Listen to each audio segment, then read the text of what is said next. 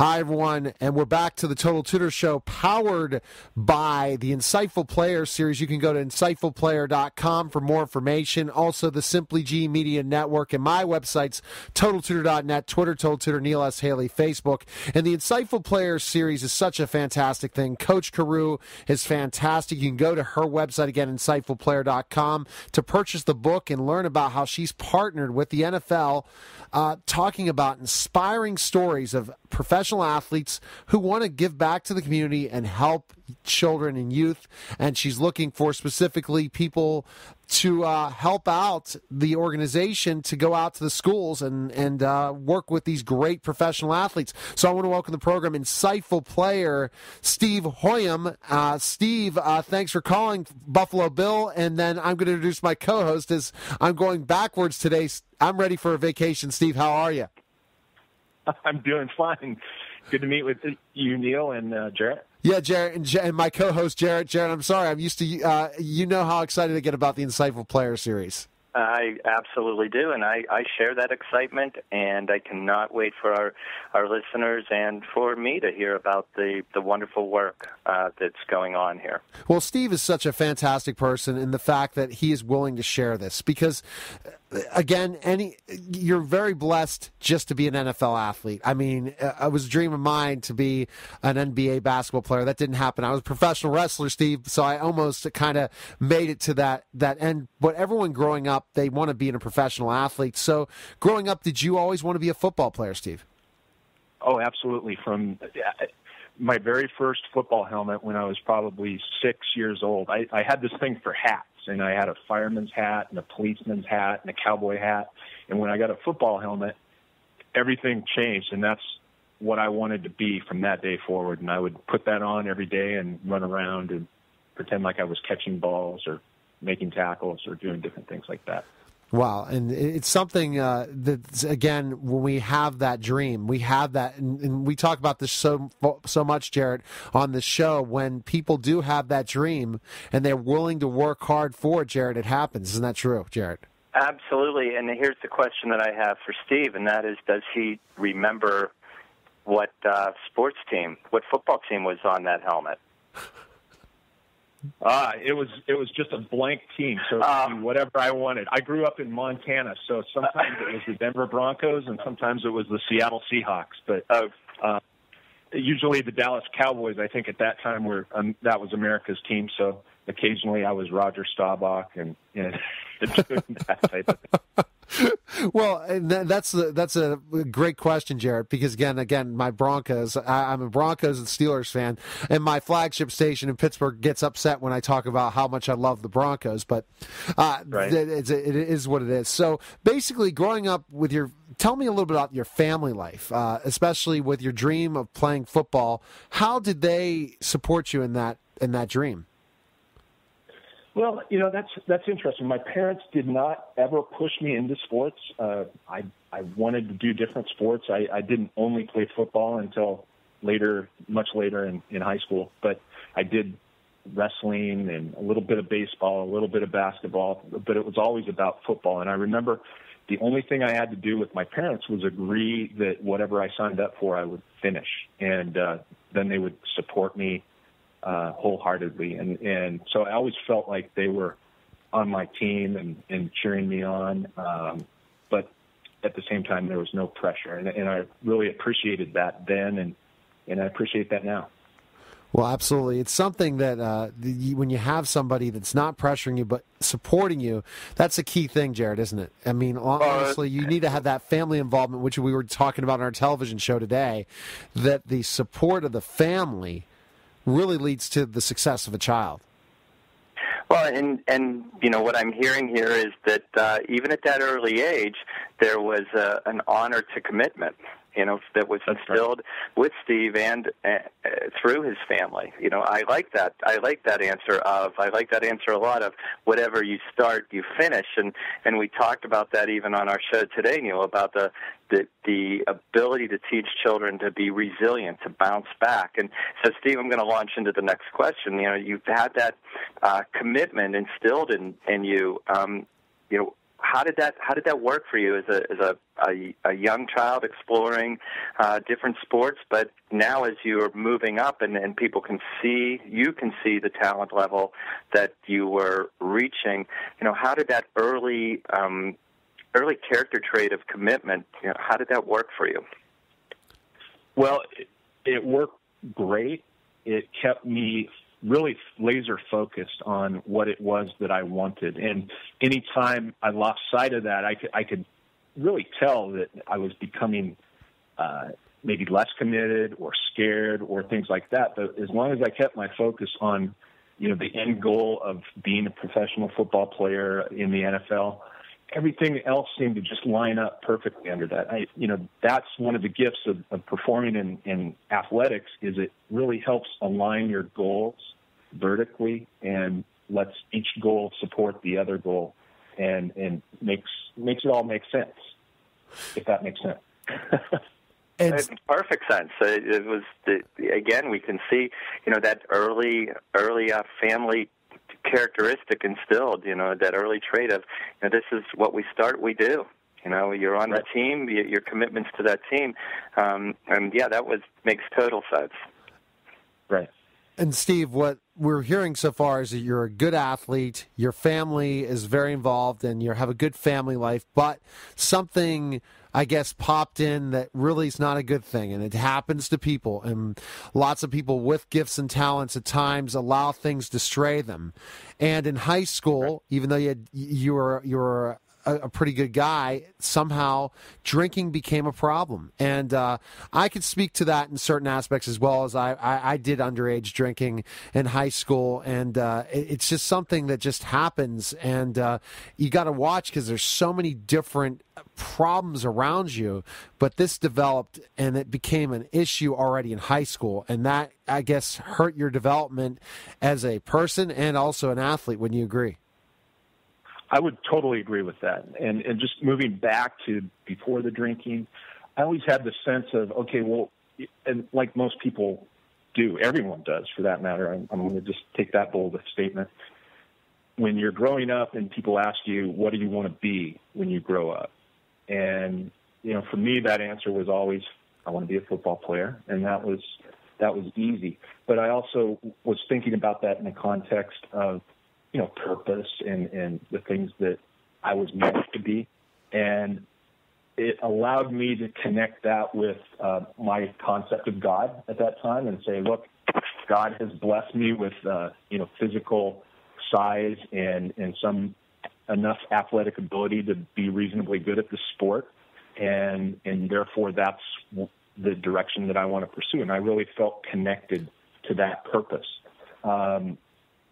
What happened for me when alcohol and those types of things entered into the picture later on in high school and things like that, I knew that was something that I shouldn't be doing. And by shouldn't, I mean things that my parents would be disappointed, my teammates, my coaches wouldn't approve of. But I did it anyway, and I don't remember exactly why I took that first drink, other than, it seemed like it would be okay if no one else found out about it. And it was going into that hiding.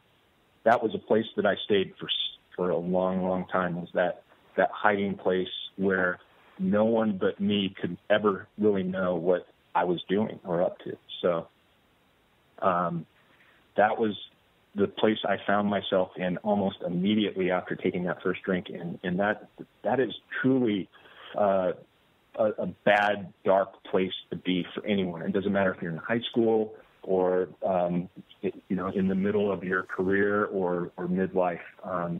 Many people find themselves in that place, and it's a very frightening place that you just don't know where to turn and who to turn to.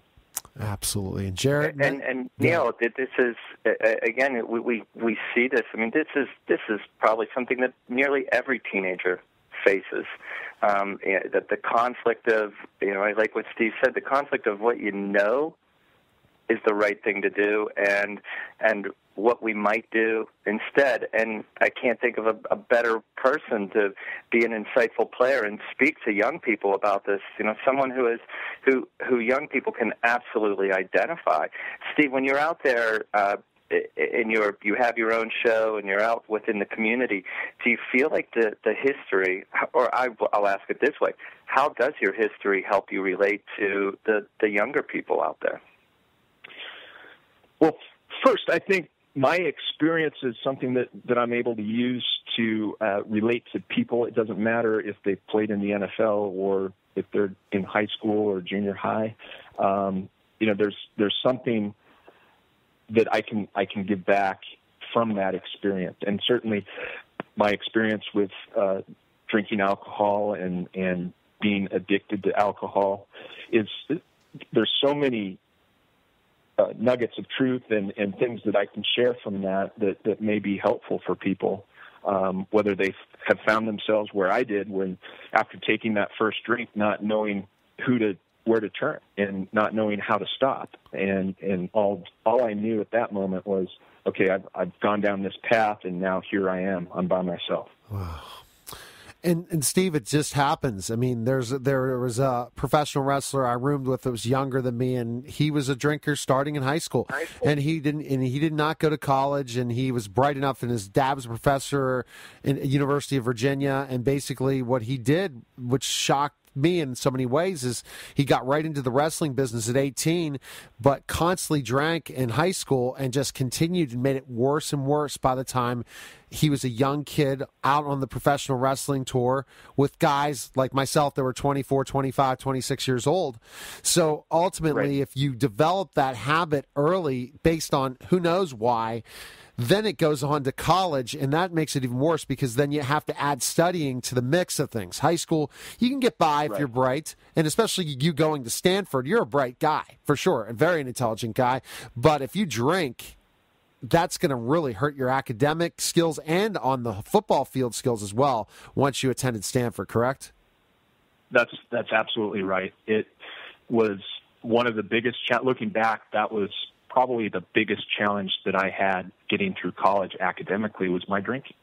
And at the time, I would have said, well, football's my priority and it takes a lot of time away from class. But the honest answer was all the things that I shouldn't have been doing that I was doing were the things that were holding me back, either athletically or academically.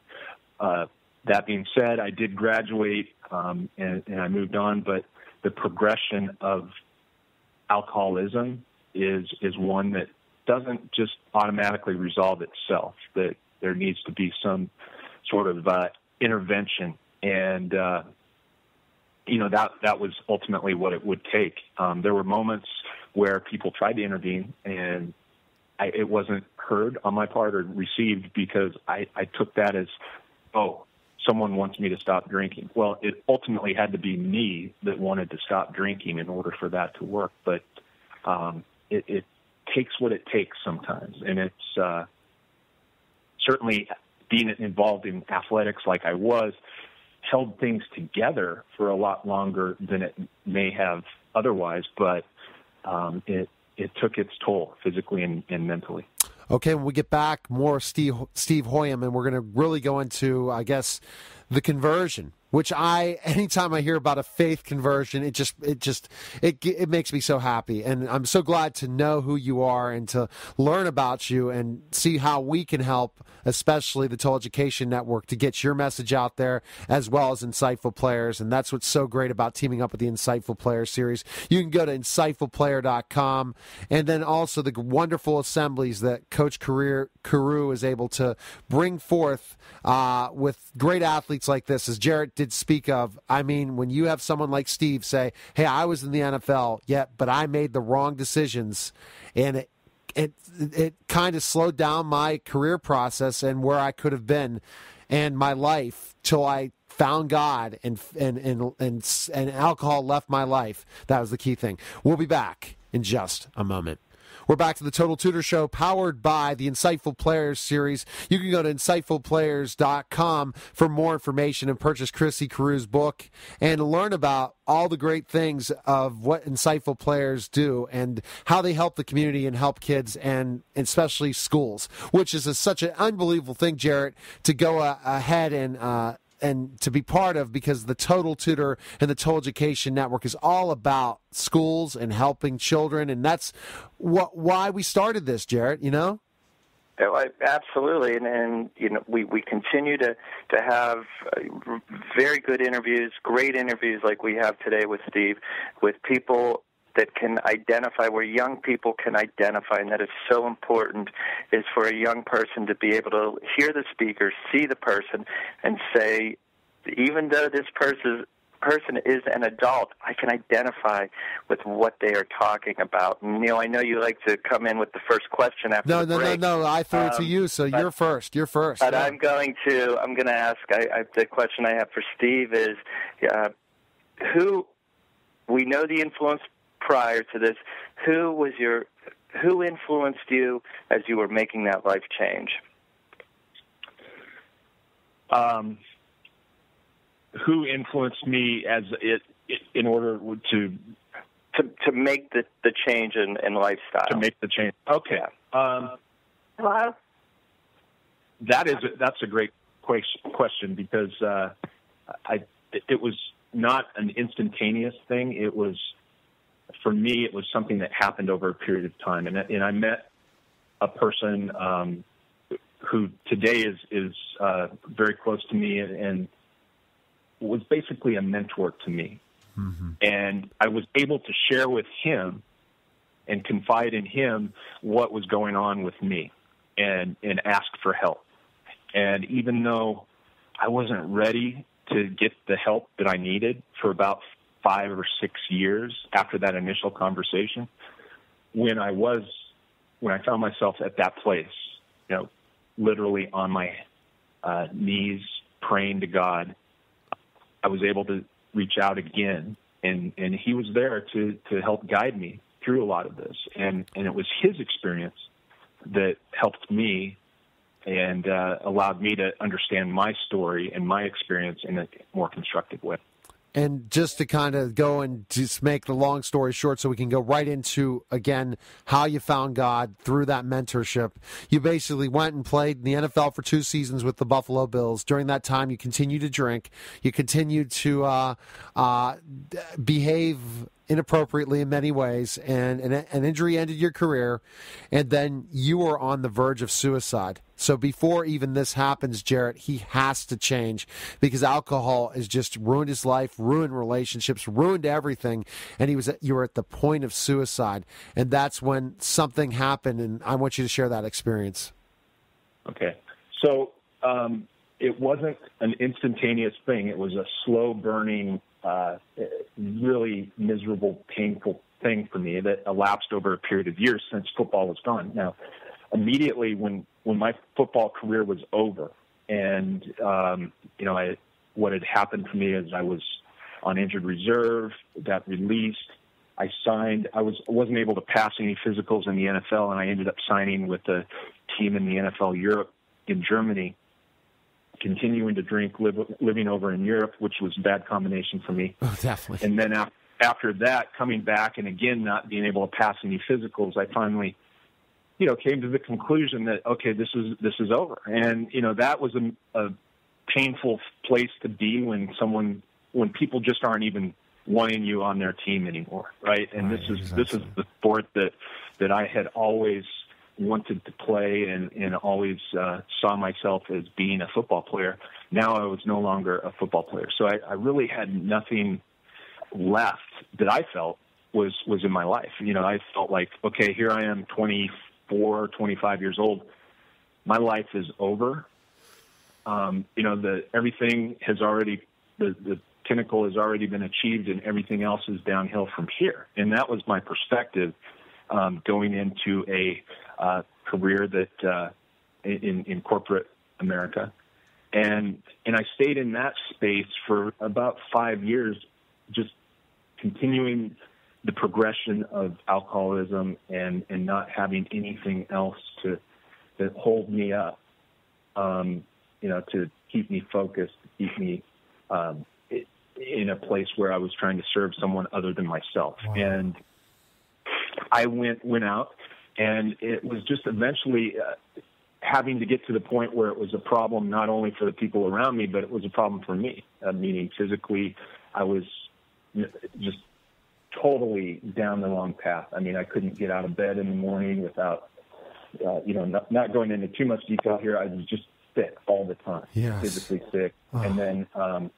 having more and more difficulties at work and in life and all those things, until finally wanting to just say, hey, this isn't happening fast enough. And by happening, I meant like I wanted my life to end. And I was really in a tough spot because I didn't know how to do that, how to bring that about, how to make that happen. And at the same time, it was this moment where it dawned on me that maybe the reason I couldn't figure out how to do this was that part of me wanted to live, and that was just enough for me to open up the idea that God had a plan for my life, and that all these things that had happened, rather than looking at them as being these horrible things that had happened to poor me, I looked at them more from the perspective of being a gift, that's not necessarily a gift that I wanted, but a gift that was given to me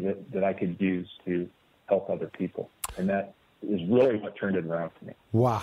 And again, Jarrett, the way he's able to share this, and I don't know, I at one point I'll have to tell my life story, my memoir. That's after we finish our book, Jarrett, that I will have to share about my conversion and the way I changed, because in a lot of ways we look at athletes, Jarrett, in this big, again, I was a professional athlete, Steve was a professional athlete. We think we're on top of the world, right? We have everything. We have the notoriety. People know who we are. People flock to us, and yet we feel empty inside because we're missing something. And that's what Steve felt, and that's truly what I felt in my life at times in my life as well, Jarrett, before I met you and all my conversion. I think that's what we call invincibility, that sense of that we're stronger than everyone else that is out there. And the sense of invincibility, can keep us going for a while, but it can't sustain us for, a lifetime. And, what I want to add here with Steve is what he just described is truly the definition of being born again. In a sense, he left that life behind. In a sense, that life was gone and buried and past, and he now moved on to the life that, is biblical in the terms, in the sense of being born again. And I know, Neil, the question that I have listening to this story for Steve is, what does that mean to you now? That whole sense of being reborn. What does it mean for you? For me, it is an acknowledgement that, God is there always. And for me, being born again is less of a one-time event. Now, I can look at that first day, and it's still pretty fresh in my mind, what was going on immediately prior to the conversion and immediately after the conversion, and truly that spiritual experience is magical when it does happen. But for me, the real exercise, I have to maintain a sense of spiritual fitness. And that's where I try to exercise myself these days. I try to stay in shape physically, but spiritually it requires exercise.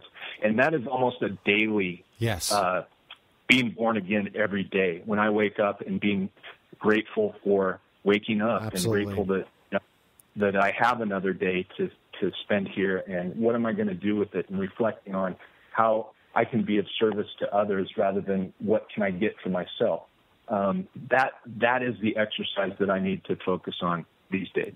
So once you found that vision and purpose, because honestly, Steve, I could just talk about specifically the conversion in general and have another interview on that, but I want to definitely promote what you're doing and the great work that you and Corey are doing. We had Corey Lucci on the show and before, your partner in crime, and really he's just a tremendous guy just like you, and you guys you definitely have a lot of the same similarities in rock bottom in certain ways, allowing yourself to almost die in so many ways till he just decided to turn himself around. Tell me specifically, when you knew your life purpose, you were here to serve God, inspire others, and change people's lives. What did you have an idea of starting this organization at first? And you can talk about that and share that with our listeners out there. Did it come just out of nowhere? That just said, "Hey, I know what I want to do and how I want to change people's lives, and to really to help people through the problems I had to go through"? To be honest with you, I didn't have the clarity that ideally I would want to have and maybe still want to have. But where I found myself was in this situation where I had a new outlook on life, and I was in the process of making those changes, changing what I was doing, where I was doing it, and all of those things. And I found myself in the job that I had while I was still, while I had finished football and in this career path, and realizing that it was not helping me achieve the spiritual fitness that I was seeking, that it was becoming more and more of a challenge for me to do the things that I wanted to do, to help the people that I wanted to help. And I started getting some ideas of who those people would be. And those were people that shared maybe a lot of my experience, football players at any level. I could relate to someone who played the game of football, because I had been there and I had done that, and relating some of the decisions and life choices that I made while a football player, I thought, okay, my experience can benefit these fellows. And so I wanted to pursue something that was going to bring me closer to that. And in the process, I was able to reunite with Corey, my teammate on the Bills, and we were just blown away at that meeting because it was kind of out of the blue. It was unscripted. We met in the middle of downtown New York City, and it was kind of a one-off occurrence. And then we started talking and sharing more and more about what had happened in the 15 years that we were apart. And we were just so instantly attracted to each other's story and just blown away about how similar our experience had been after football, that we were wanting to do something together along the same line. So that was part of it. And then meeting Coach Chrissy Carew was also something that came out of this organically, because she was I saw her in the context of, she was saying, okay, Coach Chrissy Carew, and I thought, oh, this is interesting. She is saying that she's a coach for football players, and I had seen myself as being a life coach for guys that were playing football. And so I reached out to her, and she was so gracious and so loving that immediately, she had ideas of, oh, let's meet this person and let's talk about this, let's do this. And so kind of formed a partnership there. And she invited me to become an insightful player, and that's been a lot of fun, a great honor. Probably the biggest honor that I've ever had as a result of playing football is being part of that team, of the Insightful Player team. And just an honor and a privilege to be on your show, which is a result of being an Insightful Player.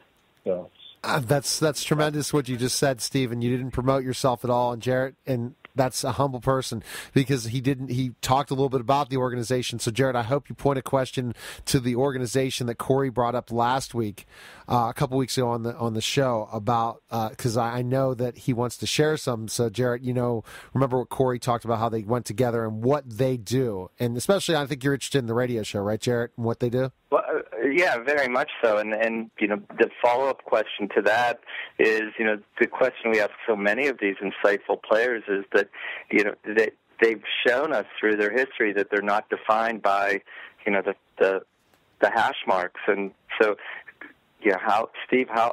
what's the work that you do now with the radio show, and where do you see defining your life? Where does it take you? So Corey and I do a weekly show on Fridays, and it's called First and Life. and it's a show that we've designed together and have been doing almost 1 year. I think in 2 weeks it will be officially 1 year that we've been doing this show, and it was a remarkable accomplishment for us, and just in the sense of, here are two guys that, I can't speak for Corey, but I know for myself, I had never in a million years saw myself as being on the radio or on television, things like that, in a position where I would have to speak or interview someone. And Corey, he has, and I believe he's mentioned this in his story, had issues with his with a speech impediment. Yes. And the courage, it really inspires me when he gets on the air and we're on there together and he's just going with it. And, it's really remarkable if you listen to where we're at now compared to where we were. We just went into it with the idea of having fun and trying to make a difference, not trying to make anything, not trying to make money, not trying to get anyone's approval, but just trying to be out there and demonstrate, okay, here are two guys, complete amateur guys, trying to just get out there and share our experience and our message of hope that, if you put yourself in that position of being in a place of gratitude and humility, great things can happen. That's when you can finally let the voice of God speak to you in a way that you can truly hear it. Thanks. And so First in Life is our opportunity to provide interesting stories along the lines. We've had some insightful players on our show. We've talked about, we've tried to stay with current topics related to sports and life, and talk about that in a meaningful way. So it's something that we've had a lot of fun with. It's been a great time. It's brought us much closer together. And there's also been other opportunities that we've had to speak to people on a variety of issues. We both had audiences that are focused on health and wellness, from a physical standpoint, and we're able to talk about how that can happen, especially in the post-athletic career.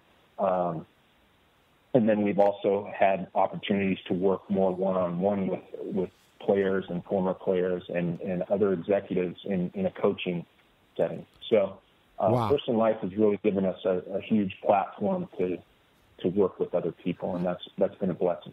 What I want to share also with Chrissy just gives you that focus. She gives you that idea and really makes you feel special in so many ways, and know that you can do so much, and makes us feel so welcomed, and so that we mean something. And I think that at times it's so important, and her coaching is fantastic. What the Insightful Players do is fantastic. Steve, where can we find information on you, learn more about you, and people how they can learn more about your radio show and all the other things that you do? Okay, the best place to go is online, www.firstandlife.com, firstandlife.com, and that will give you information on our show, a bio for Corey, a bio for me, and a little bit better understanding of what we do at First in Life.